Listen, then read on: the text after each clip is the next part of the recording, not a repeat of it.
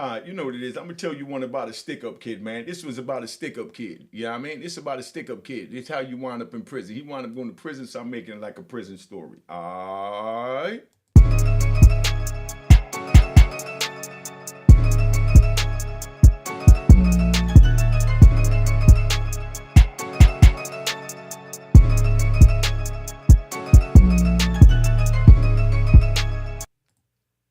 Alright, so you know what it is. Unique Mecca Audio, man. I'm gonna tell you this one. This one here is a little street story about a stick-up kid that winds up in prison.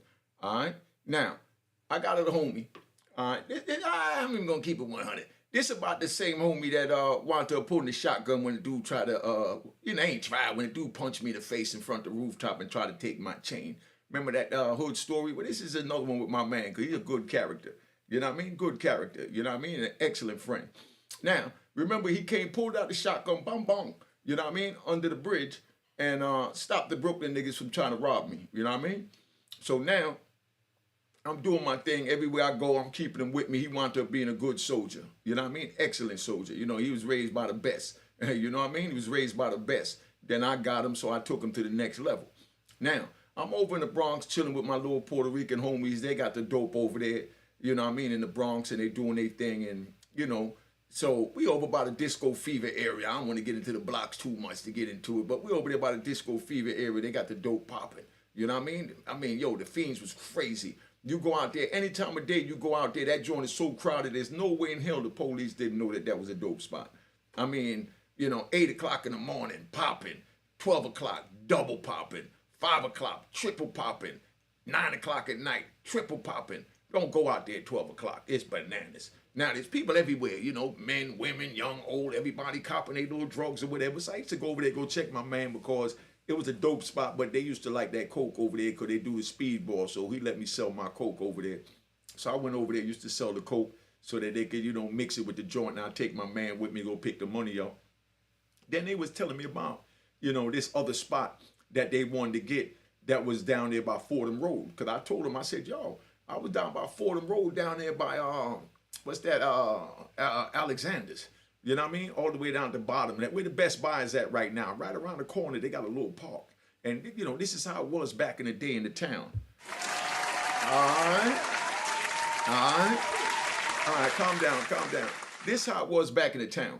Anytime you see a bunch of people, you know what I mean, and they spending money, you just move in and start selling your drugs. So, you know, I told them about the little area. So, you know, my Puerto Rican homies that got the dope, they went and looked at it. Now, let me tell you about the dope game.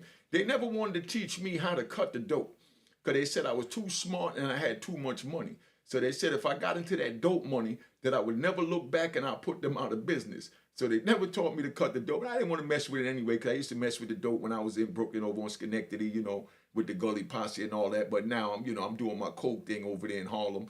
And, you know, I used to supply them over there in the Bronx, you know, with the powder. And they wanted to go get the new spot that I told them about down there by the bottom, by the Botanical Garden. Fordham Road, right around the corner from the college. So they go over there, and they went over there one day, and they must have sold about 50 bottles. I'm talking about bottles, I'm thinking crack. They must have sold like 50 bundles. You know what I mean? Came 10 glassine bags of dope in a bundle. They go for $10 a piece. If a dude come to buy it, you give it to him for 80. If somebody's selling it, you know, for you, you give it to them 60-40. You know what I mean? That means they make $40 off of every $100. You know what I mean? Me, when I did my little dope thing, I just gave them 50-50. You know what I mean? Because you're putting the cut on it, so you're going to take an ounce and turn it into 10 ounces anyway. So why not give a dude, you know, half of what you getting? You know what I mean? So everybody eat. You know what I mean? Big round of applause for everybody eating. Big round of applause. And gunshots. Gunshots and round of applause for everybody eating. So everybody eating now, and they doing good. So they go over there, they sell about 50 bundles, like 8 in the morning. So they try to go back over there about 12, 1 o'clock to catch the, you know, the afternoon rush, because, you know, that's like lunchtime. You know, just like, you know, you eat your breakfast, you eat your lunch, and you eat your dinner. That's how the dope fiends want their dope. You know, breakfast, lunch, and dinner. So they try to catch the lunch rush, being that they got the breakfast rush and got a good rush off. So now when they go back over there, the regular dudes that's selling that was too lazy to get up early in the morning, they was out there 12 o'clock, and of course they ran them out of there. But they got wide open just looking at the amount of dope that was being sold over there that they wanted to block. So now they come to me, they know I'm old wild Jamaican, old gorilla. So they come to me and they tell me when I come bring the coke over there, you know, about the disco fever over that way. You know, I don't even tell you over there by Ogden. Y'all know Ogden in the Bronx. So I go take the dope over there by Ogden, and they telling me about the spot over there, how much it's making. I can sell my coke, blah, blah, blah. And I tell them, man, I ain't trying to go up over there. You know what I mean? Because I used to hustle over there on Webster in like 183rd and all that. So, you know, I don't, you know, that was back in the days when we were selling powder cocaine. You know what I mean? Because that's like a cocaine dope area. It's not really a crack area. But, of course, they had plenty of crack spots. But, you know, it was a dope area. And I try not to mix with the dope because, you know, the dope fiends had those gorillas. You know what I mean? The gorillas with the monkey on the back was a whole nother animal. You know what I mean? Because they was gorillas. That's why they call a monkey on the back. But anyway, so they wanted the spot. So they come to me and tell me that they want me to, you know, help them get that spot in the park. And they know I love the violence and I love to and bust my gun. You know what I mean? But, you know, we had to come with the heavy artillery for these dudes because this was their spot. So now I go over there and I go look at it and I see the dudes and I'm like, yo, them dudes look like we ain't got to worry about them like that. We just go over there and just, you know, let off a few and, you know, clean the block out, you know. So they like, all right, you gonna do it for us? I said, do it for you. I said, dude, if I do it for you, I want half of everything come in. You know, if we gonna do that, and you're lucky I'm not telling you I want 60-40, but I just take half of everything going if I go and clean the block out, because they want to take the park over. You know, and they want me to take the park over. If I take the park over, it's my park. Ain't no sharing, ain't no none of that. Let's stop the games. So now they turn around and, you know, they asked me if I could get somebody. So I said, man, I get my little man, because my man always looking for something to do. But me, I like to, you know, bust my joint myself. So it was really never nothing for him to do, but he just hung out with me because he was a good, aggressive dude. I mean, this dude, I'm going to give you one. One day we riding, I'm in the M3 BMW, and I'm riding over there by like, down the street from the courthouse by like Park Ave, you know what I mean? And 161st. And some big Spanish dude, no disrespect to the Spanish dude. So let's give the Puerto Ricans a round of applause. Let's give the Puerto Ricans a round of applause. All right, check. So some big Spanish dude, you know what I mean? He cut me off, you know what I mean? While I'm driving, and you know, I'm all aggressive, and I'm not taking no shorts at this time of my life. Right now, like 50 Cent said, get rich or die trying, you know? So when dude cut me off, you know, cut him off, and, you know, by the time I jumped out, my man done jumped out, and we had went to a baseball game a couple of days before. We got one of those little small Louisville sluggers. You know, that's the little miniature baseball bat they give you. So by the time I done jumped out, I'm in the stick shift. By the time I done hit the clutch, you know, put the joint in neutral, put the emergency brake on, I jump out. They got Public Enemy playing at the time, you know what I mean? So, you know, we playing that wild radical music because this was during the time of the Black Power movement. This is a Spanish dude cut me off, so I wasn't having it. So by the time I did all that, jumped out, my man done jumped out the Louisville Slugger, and he's wailing this dude in the face and pulling dude out the car, out the driver's seat. The dude in the passenger seat, you know, he trying to reach over to pull his man back in the car, so I go on the other side and I grab him in the chokehold. We call it old dope feed choke yoke. You know what I mean? So I got him in the dope fiend choke yoke, and I'm holding him by the neck, and I'm pulling him out, and I'm hitting him in the side of the head with the pistol. Bang! And every time I hit him in the side of the head with the pistol, the joint going off. Bang! Like this. You know? Bang! Bang! You know what I mean? Bang! Bang! You know? So, you know, that's how that joint going off. So I'm beating him, my man pulling him out the car. None of this was planned. It was all this because dude cut me off. Simple road rage. But bottom line is he cut me off. He started talking smack. My man jumped out, ran up on the Louisville Slugger. All hell broke loose. And then his man trying to fight to keep him in the car. And I'm not going to have that. So I got to help my man because my man out there helping me. Talking fast back to my old ways. So keep up or slow it down. Put it on, somebody say, put it 050. Hit the Cash App on the screen. You know what it is. You know what I mean? Hit the like button. Share these videos and let's go. Youngins, you don't want to get into this world because you might run across a nut like me, how I was back in the day. Not like that no more, but just letting you know. So we whooping this dude so goddamn bad. A bunch of Puerto Ricans come over there. So now I just start busting off at them. Like, what is you want about? Mind your damn business. You know what I mean? You know what I mean? I'm not having none of that. I'm just busting at him. You know what I mean? So my man's sitting there, he's still wailing on dude. So now I hear the police sirens coming. So here come the sirens. Here come the sirens. The police is coming. I'm like, oh man, we got to get up out of here. We got, oh man, gunshots. You know what I mean? Sirens, everything going off. Mecca what? Mecca audio. So now we got to get back to the Mecca. So we shoot back over to the joint. And by the time we get back to the Mecca, my little Puerto Rican homies from over there, over there on Ogden, they come check me and they telling me straight up, they like, yo, you know what I mean? Yo, we heard about what you did to that dude over there on 61st. Man, we need y'all to go to the park and do that to the dudes at the park. You know what I mean? So I tell them, hold up, man, hold up.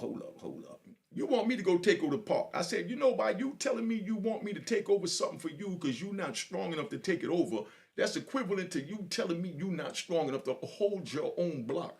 You know what I mean? So if you ask me that one more time, I'm going to take your block from you. You know what I mean? Because if you want something, this is America, nigga. You know what it is. This before Puerto Rican became a part of the United States, if I'm not mistaken, because it's 88. Y'all correct me in the comments. But I'm telling you, this is America. We come over here, we take what we want. So if you want that block, you'll take that block. You ask me to go take that block. You know what it is. If I got to bust my gun, I'm taking it. You know what I mean? Forget the 50-50. You know what I mean?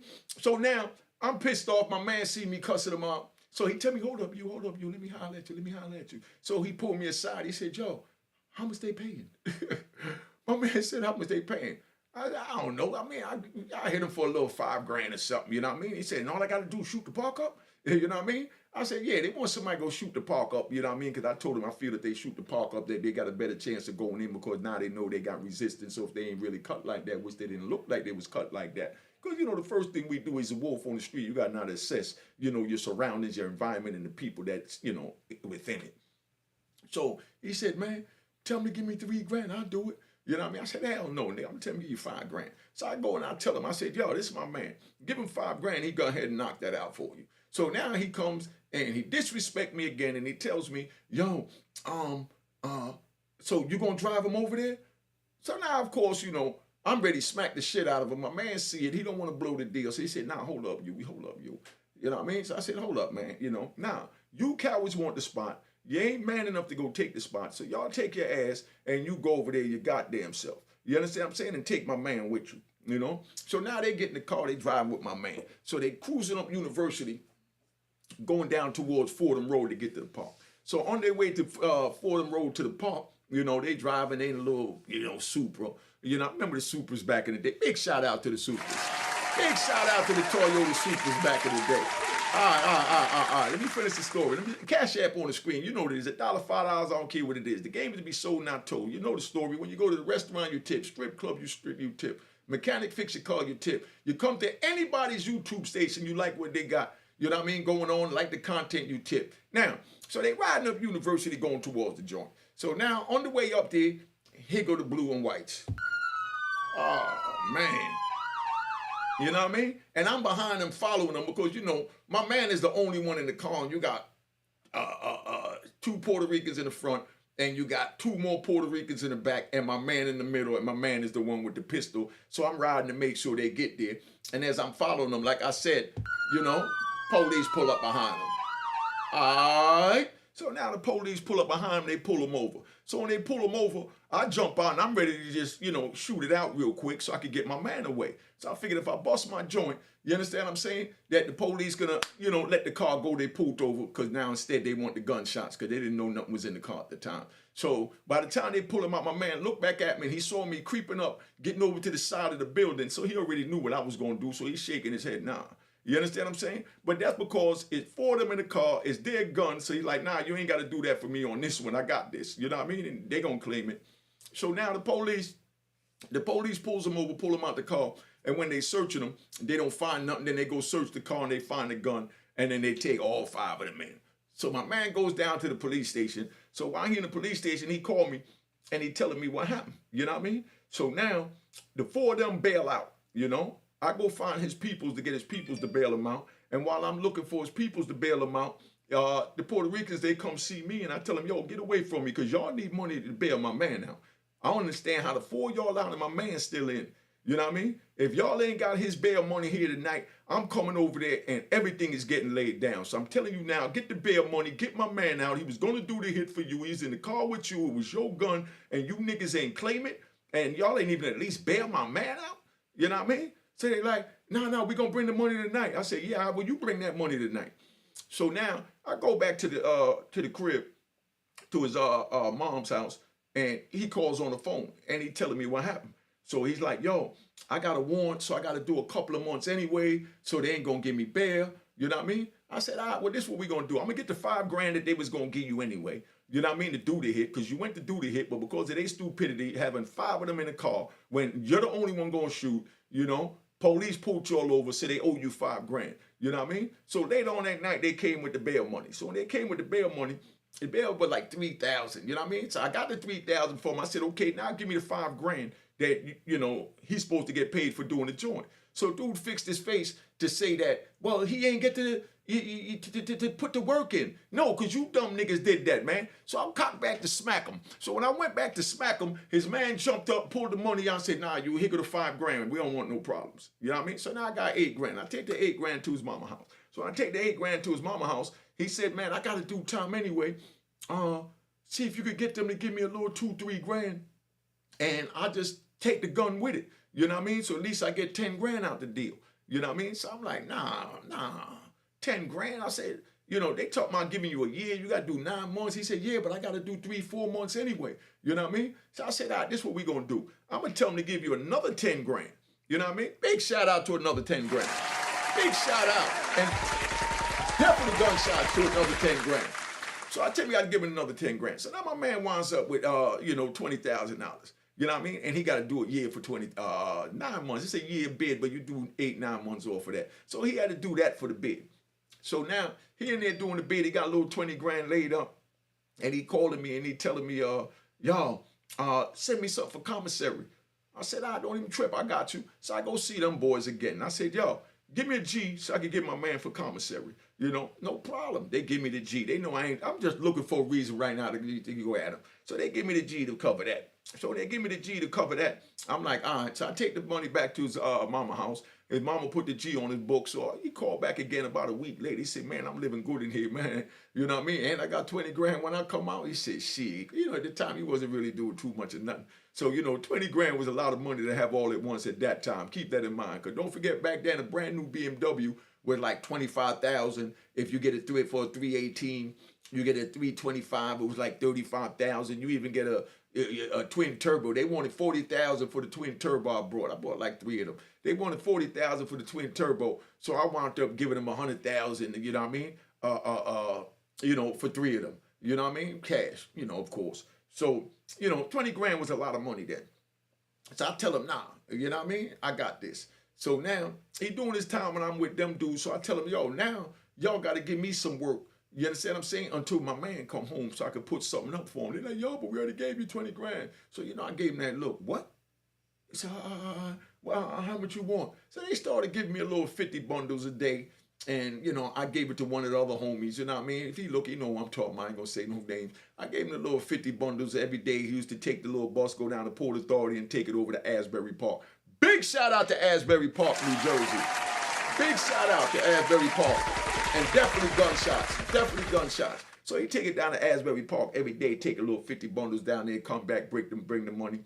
And, you know, I go hit them off, you know. They was giving me the bundles for $30. You know what I mean? I was giving it to my man for $50. You know what I mean? So I made a little, you know, $20 off for every bundle, you know what I mean? And then I took that money and I put that on my man books, made sure he was out. Then the other homie, he made $50 off for every bundle. So, you know, because out there in Asbury Park, it was straight dollar for dollar. Matter of fact, the bags was like $20 a bag. You know, y'all in Asbury Park, correct me, 1988, 1989.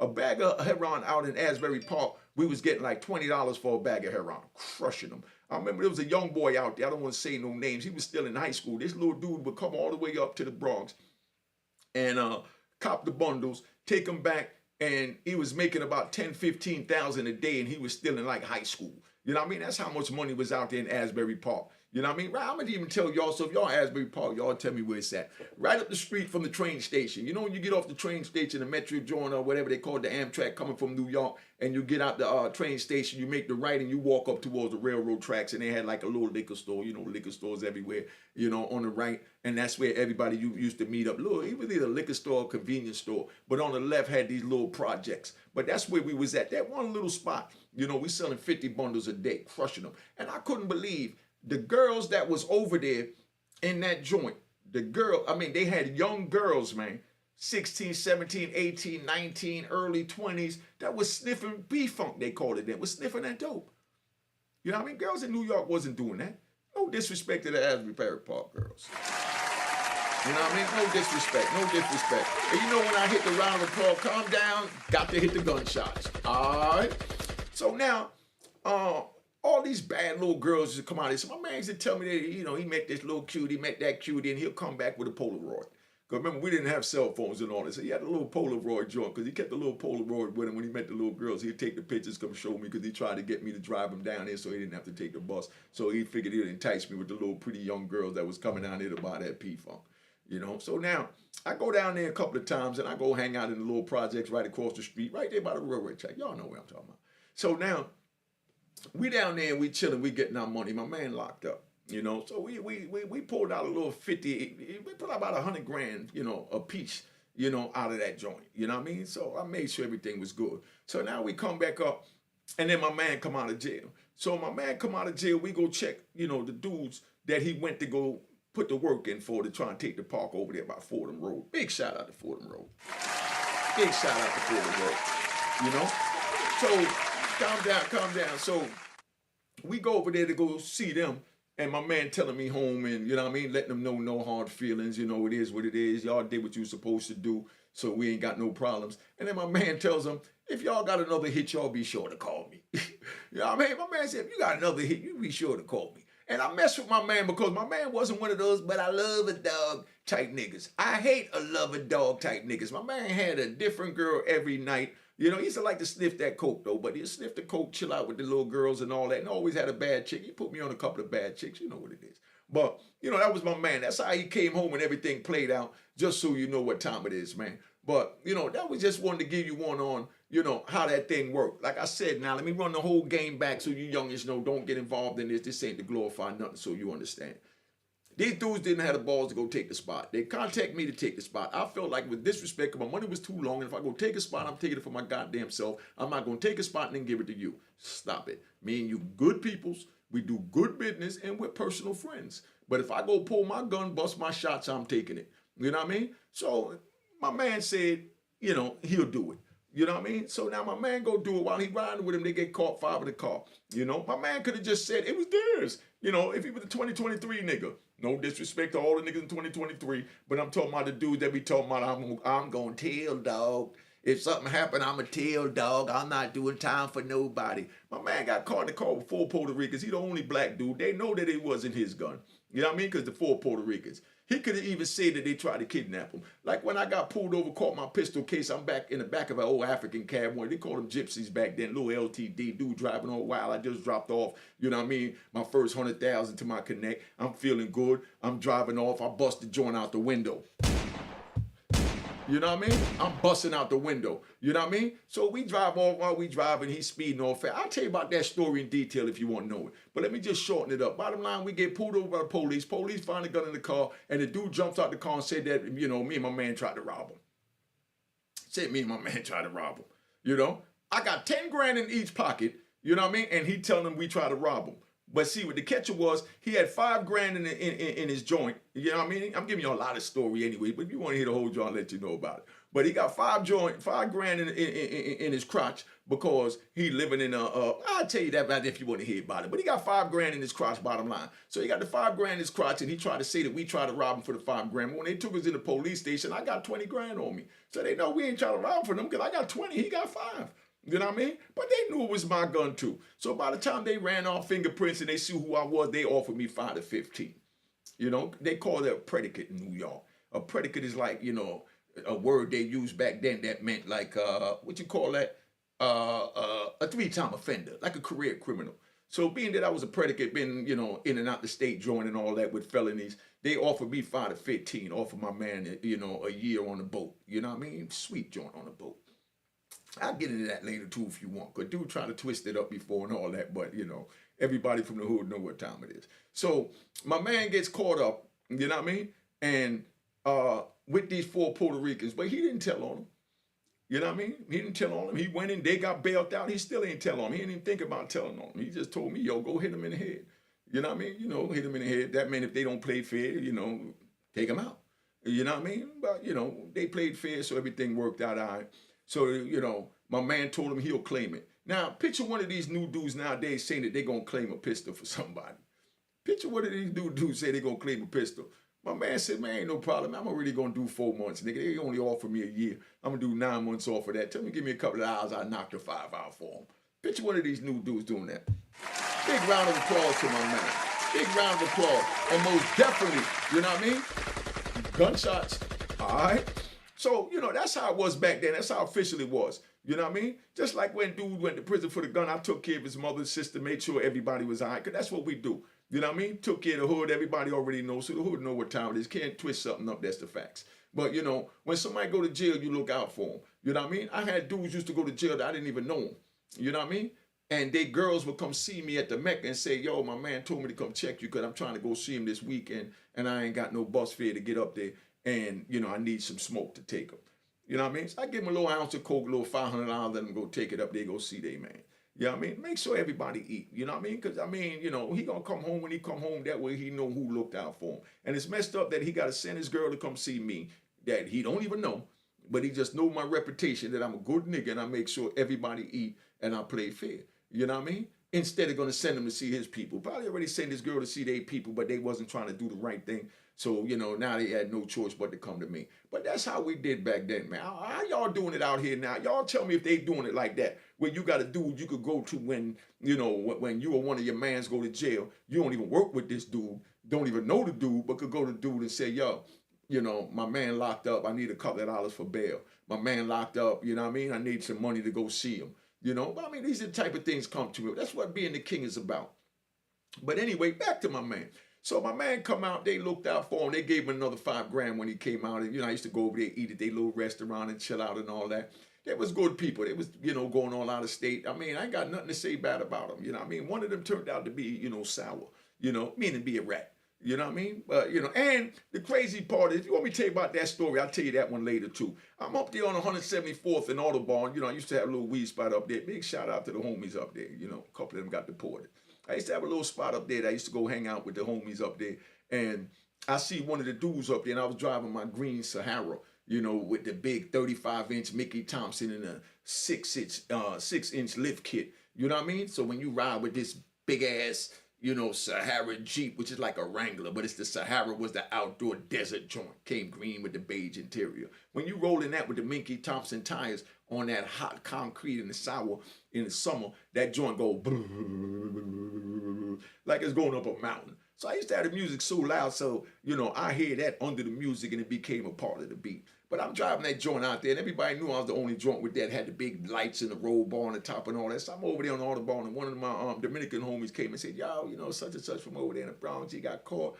And he told the feds, you know, about you, that, you know, you was the only black guy that was up here, you know, supplying on, you know, a lot of the Spanish dudes, and you had all the drugs and this and that. And I'm like, how you know that? He said, nah, I was locked up with him when he did that. You know what I mean? But, you know, I ain't do nothing to him because I ain't know it. You know, I never dealt with you like that. But I'm just letting you know to watch yourself and get rid of that Jeep. I only know who you are because he was telling us that, you know, he told on to do with the Jeep and tried to get us to jump on the bandwagon and make up, you know, some shit on YouTube.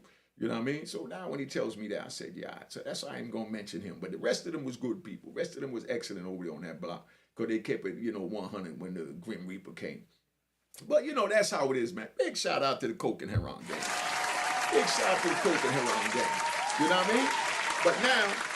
But now, calm down. But now, a bigger shout out to those that stay away from it, go to school, get your education, and don't do none of that crap. Because all that cost me 26 years in prison, all these crazy stories I'm telling you it wasn't worth it. Don't get involved in it. Don't let nobody play you to feel like you should get involved in it. But like I said, my man took the weight for the 4 Puerto Ricans, did what he had to do, and everything was love, man. But that's how me and my peoples roll. You know what I mean? Y'all put in the comments how they rolling. Hit the like, hit the Cash App. You know what I mean? I don't care if it's $1, $5. You know, share these videos and just keep it going. I just felt like giving y'all a hood story today so y'all know what time it is. All right? So just remember. Mecca what? Mecca audio. All right. Hi guys, welcome to Platinum Cuisines. We're located in Freeport on the Nordica Mile. Just wanted to introduce my partner, Amy. Hi guys, how are you? And this is my sister-in-law, Diana, another partner. I just ask that you come support our minority-owned business. We serve Asian fusion, Caribbean cuisine, and we have a beautiful restaurant located on the Nautical Mile in Freeport, New York. And we're asking that you come check us out and also make sure to tune in to Mecca Audio TV.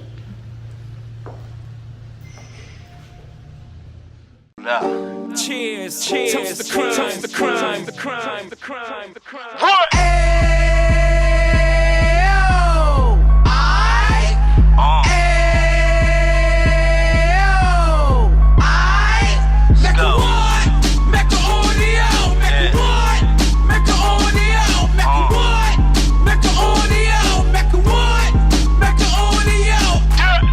Fresh out the can of 26, yeah. He back on the strip, getting back in the mix. Yeah. What he mentions a gift. You stand up 10 toes down, and I suggest you pay attention to this. Real. Take a little gully posse and put it in Harlem. He cut from the bottom, came up from the bottom. Drop the book, you should go and get it. The Instagram page and the YouTube, you could go and visit. Yeah. Then you could consider yourself LinkedIn. Real. Sit front row and get Jews from a kingpin. How he went through it, so you ain't gotta go do it. To not pay attention would be stupid. Talking about a man that probably put your grandfather on. Probably the reason that him and your grams got along. A man that generated millions on the block, did his time, never squilling to the cops, Mecca Audio.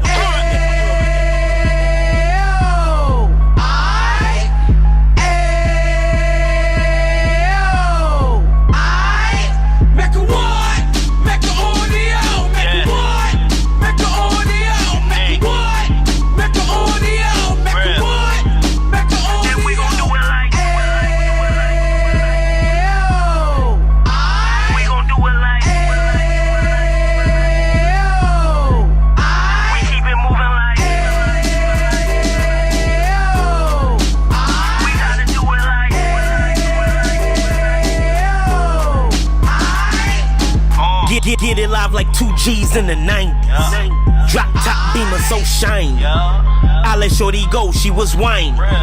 Treat her like my past, she behind me. Spend a couple bands on the Dapper Dan. You be back again, getting green like a Packers fan.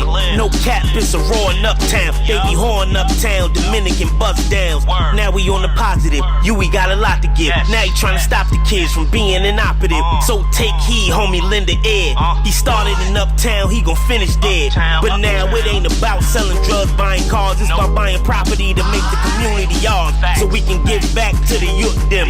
Cause they the truth them. And bless up to all the root men.